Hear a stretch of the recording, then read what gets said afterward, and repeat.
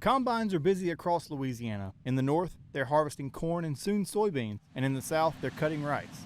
But when these fields are complete, these machines must move on down the road to the next, and that's where an urgent need for safety comes into play. Safety is always important to everybody. It should be a big priority. John McLean is a rice farmer in Vermilion Parish.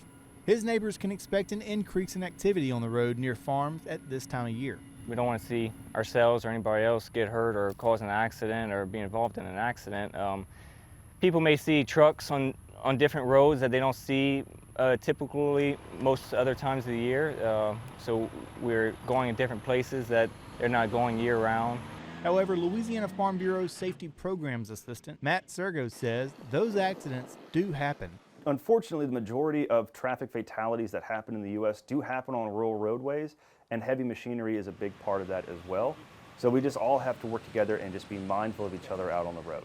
People need to be more alert and pay attention to what's going on around them. They may see a truck pull out of a drive that they don't normally see there, or most people, they kind of know where they see the tractors and combines on the roads when they're moving around, just because we've been working those fields throughout the year, so they may be expecting that. As you can see from this drone footage, this equipment is large and it moves slowly.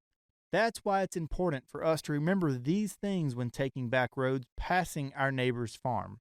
Well, the biggest thing to remember is that these are your neighbors, and these men and women are doing their best to try to provide us with food on our tables, and they're working long hours. So they'll do their best to accommodate you as they go, because they know that these vehicles are going to be moving a lot slower and that it does pose a risk. But the fact of the matter is that this equipment does need to get from field to field, and they do have to use public roads as part of that process. So it's just an important thing to remember that these are your neighbors and treat them like that while they work through this time. In Vermilion Parish, I'm Carl Wiggers for This Week in Louisiana Agriculture.